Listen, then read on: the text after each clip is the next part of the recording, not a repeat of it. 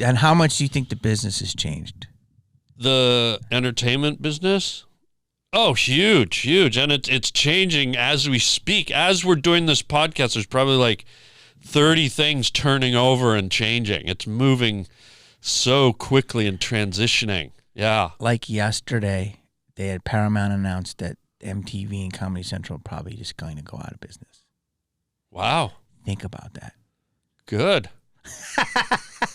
I mean, give them the broth. Didn't you see? Give them the Dunkin' Donuts broth. Didn't you see your last MTV Rock video in 1989? Like, shouldn't it have gone out of business 36 years ago? Brand, though. It was a brand. Yeah, but it's called MTV. What was it? Music television. Yeah, but people don't even have video machines anymore. Videos don't exist. Agreed. So that's like having a network called, the Cantaloupe Network, and no one wants to watch Cantaloupe. No, they don't. And then as for Comedy Central, I mean, here's a network that all these decades had the word comedy in it, and all I ever got to see was South Park and Crank Yankers. Mm-hmm. Like, look at all the comedians we know that never had a special, never got on air. How much comedy did they actually promote? Mm-hmm. How many comedians did they take and develop and give shows to? Next to nobody. Mm-mm. So I don't know. And the people that ran Comedy Central, it wasn't always, I had many meetings over there, and I'd walk in and go, why aren't I sitting down with Steve Martin or Martin Short? Yeah. Comedy guys. Yeah. Instead, I'm sitting down with, guys that have a degree from somewhere, or they were an ex, they used to run a tie shop, or who knows what they did. But it wasn't comedy people running Comedy Central. So it just, to me, that I'm glad it's gone. I love that you're saying that. Yeah. I love it. And I love this side of you because you, to me, are a pillar of comedy. You are a pillar. Don't be surprised. You're a pillar. A pillar, okay. And the thing is, you're so correct. Like, how many people do you know that are names that really, besides Chappelle? I mean, there's a few, obviously. Yeah. But a lot of people got comedy outside of Comedy Central that became successful in comedy. Yeah. Now, they did give me some early little breaks. I did little things there and there. But you're right what you're saying. But MTV, this is something that I have a soft spot for all of them. But I agree. I took many meetings. They say a way to kill a great idea is take a meeting. Yeah. So I had a lot of that. Yeah. But when I was at MTV, Lisa Berger, what's up, who was an executive I remember there. Lisa. Yeah. She was a sweetheart. Sweetheart came in, a real executive, loved comedy, would come to the clubs, even though I would bomb, and she would say, you bomb really funny. Like, she was great. She knew how to nurture comedy. Exactly. And she gave me my first test pilot, 1994, and she says, there's 4 guys I like in town. Oh, wow. And she goes, you had a deal. So it was Harland Williams, Jay Moore, Jim Brewer. Oh, it was 5. Dave Chappelle. And she goes, and now you. Yeah. So I had a little deal there. You had a little deal there. Yeah, I had a few, I think. Yeah. So it's like, those are 5 different, distinctly very different people. Right. And she nurtured all of us. Yeah, she was one of the good ones. She became the president of E! And you know what I mean? It's like... Yeah. So it's like, and she did all the VH1 programming. But, that's the rare type of executive. Well, also, don't forget, she was at MTV. That's where we were, yeah. But that's what I mean. That's a music network. Why weren't the people at Comedy Central, where it's comedy, what are music guys doing, comedy guys doing on a music network? That's what I mean. It was all just... Nothing made sense. Dude, because I think it's different. Like, I did a show, I remember before the pandemic, and I thought this guy came up to me, and it was like in this little place, and the guy came up to me, and he goes, hey, man, you really did it. And I go, what do you mean? He's like, that was a great set. I go, thank you. He goes, that was like old school. And I go, what do you mean? He's like, well, you just committed. You just went for it. Because I was all big and stuff. Whatever. It was like 40 people. I'm like, you mean just doing comedy? Yeah. And I think something happened. Because I look at you, and you're the type of performer that I love and that I aspire to be, because you're not scared to use your skill set and become huge or become small. And I think there's a lot of people that started comedy and Comedy Central. I think there was a hipster vibe there, and they wanted to be cool. And that is the death of comedy, in my opinion. Cool. Yeah, maybe. I just wish they had. You didn't jump on that. idea at all. Well, because I think that I don't know. I just feel like they sort of, here's the world of comedy and all the people in it, and I feel like they focused on this much of that whole globe. That's what I was saying. They were a little hipstery at times. Well, I guess I don't know if it was hipstery. I just don't think they knew how to tap the well. They were called Comedy Central, but the people running it didn't know how to exploit comedy in a good way. Not exploit it for the sake of making money, but exploit all the talent and all the possibilities and opportunity. It's like, if you look at the Food Network, every show is about food, and there's 70 different chefs all day long. There's someone else cooking. Every hour, it's a new chef. It's a new dish. It's a new... In comedy, on Comedy Central, it was like old reruns and then 9 hours of what's that, South Park and Chappelle's Show and great shows. Great shows. I'm not knocking them. Fun, great, but what happened to the rest of that big globe of comedy? You know, it just felt so like they were missing so much, like they're on a boat going down the comedy river and just passing everyone, and every 7 years they'd pluck someone and develop something. You know, and that's not sour grapes. That's just an actual observation. I just wish they were much more aggressive with developing the world of comedy and all it had to offer and all the people that were available to them. And it just, if you go back in history and look at all they accomplished, it just seems like a place called Comedy Central should have an explosive, a catalog of, it should have been maybe Sometimes Comedy instead of Comedy Central. Comedy Central implies it's the nucleus of comedy and the epicenter of comedy where all things radiated, and it didn't feel like that. It didn't feel like that at all. Comedy adjacent? Comedy lackluster? Comedy, let's try a little harder? Comedy let's fucking go? Comedy, you're missing the boat. Comedy. What's the central? What's another word for central? Comedy nucleus. But no, it's not really central. It's comedy. Yeah, off center. Off central. Yeah. Off center. Comedy misaligned. Just the point is, I when you're going to brand yourself something Comedy Central and you have the reach of a whole network, like, get out there and exploit it and bring in comedic forces to run it. And I knew some of the executives there. Great people, fun guys. Gary Mann was a great guy. Like, there was some great guys who really loved comedy and loved to laugh, but I don't think they had enough comedic people there, running it and exploiting it the way it should have. I agree. Imagine if Disney Animation only did one cartoon a year. Well, this is Disney and the word animation. Like, they're generating cartoons. They're throwing stuff at the wall all the time. It never felt like Comedy Central did that. It felt like every 3-4 years, maybe something would come out, but it was always seemed very trepidatious. Like, you broke, but you didn't even break from there. You broke from like the WB and movies. Yeah, I don't know. I just kind of came from everywhere. Yeah, because I did everything. Stuff on MTV. I did stuff on Comedy Central too. And I'm not saying they didn't have comedians, but they never like shows like the Chappelle Show or South Park. There should have been like a lot of those instead of just them, But yeah, I came. I did exactly what I wanted when I came here. I wanted to do stand up, and knowing that from stand up could come commercials, TV, sitcoms, movies, voice work, anything I wanted. And so when I came here, I just kind of went, reached out for all that stuff because I like to be stimulated. So I liked all the multi kind of faceted opportunities that exist here. And so that's what I did. So I don't know if I came from anything in particular, but I definitely put my finger in a lot of things, Oh, yeah. You were a big finger guy. Yeah. You were. So wait, how do you feel about Netflix then? In terms of what? Do you think they're developing comedy? I mean, it seems like they have a lot. I think they're developing a lot of comedy, but they're agenda driven. I agree. I don't think they're, again, the way Comedy Central missed the boat and didn't do a lot.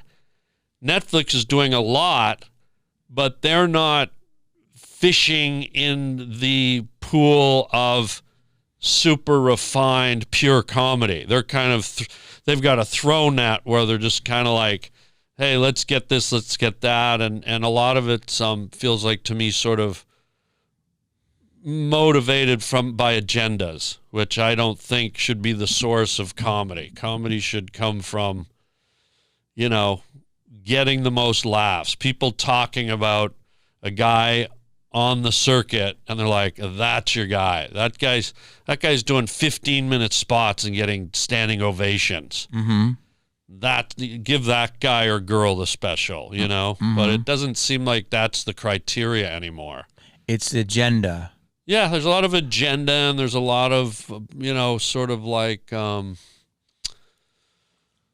you know, categories and groups and you know, everyone should have a chance, but be the guy everyone's talking about, whether you're a certain race, color, sex, creed, whatever you are, but earn it, you know? It used to be, tell me if I'm wrong. Yeah. I'm not sounding like you're saying, but it used to be you had to be the funniest. Yeah, or you had to be in that circle. You had to qualify to be. So you're saying it's not just about the funniest anymore? I don't think so, but I think they've sort of created a world now where it's like, well, what's funny? I think even with movies and stuff, they've created a world where they've watered everything down so much where the public, and especially the newbies that are coming up, they don't have the insight to question what's funny or what's dramatic or what's a real movie or what's not. You know what I mean? It's been so sort of watered down in many ways that it's So you think comedy's watered down? It's diluted. It's not the concentrated, you know, art form that it used to be in terms of televising it and making specials and stuff like that. So like one night I was at the Improv, Jerry Seinfeld was walking out talking to one of his openers. Yeah. Ellen was in the corner talking. Ellen DeGeneres? George Lopez was refining his set for the Tonight Show on stage. Yeah. And I want to say it was me and Gary Owen, and I was trying to sign up, and he was like, I think, doing a Fallout spot. So at that moment, those are 5 different distinct personalities, and I was nothing. Yeah. But you know every one of those people in that scenario. Yeah. And you're saying it's different now. I mean, I see people, you know, kind of on that broader stand-up stage on Netflix. Some are really great and worthy of being there, and some of them I'm just scratching my head and going, I'm not sure this person was ready. Not to say maybe they don't have the ability, and then some I look at and I go, I feel like they don't have the ability, you know? Here's what's crazy is, so Netflix is basically a website. Okay. And they have unlimited bandwidth. Right. And there's a lot of pillars in comedy that don't get the specials that I think should. Yeah. And you're one of them. There's at least 5 people I can name off the top of my head that should just be able to shoot their own special, even if Netflix doesn't give it to them, and just put it on because the audience will find them. You want to hear something really, it might be snobbery or it might be, I don't know what it is, rebellion. Boom. I almost don't want a special from them. I don't know if I'd take it if they came to me.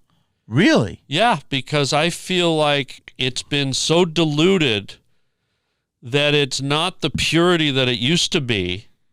And I've made no attempt to ever reach out to them. I almost feel like it sounds maybe snobby, but I'm not trying to make it sound snobby. It's just like I so love the purity of the art.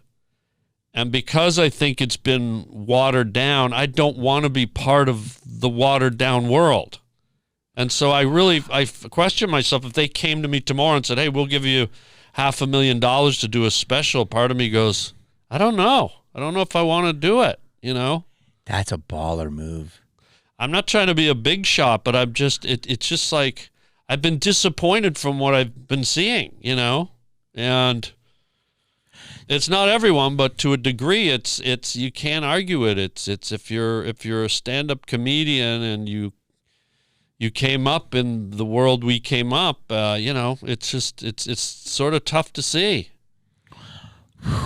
Yeah, that's intense. Here's what I love about it, though. Yeah, because you are every word you can say you can back beyond.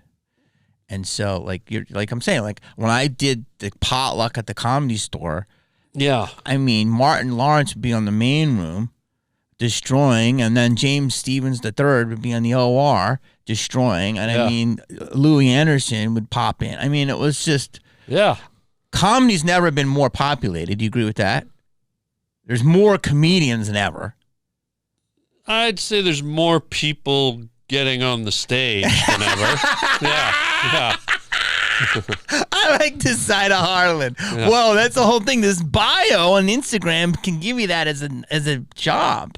So you can write it. But yes, okay. Well, I'm saying is there's more people getting on the stage than ever. Yeah. Do you agree? Yeah. And so when we were coming up, and I would put you, if like you're a senior, I was probably a sophomore. You're a little bit ahead of me. Okay. And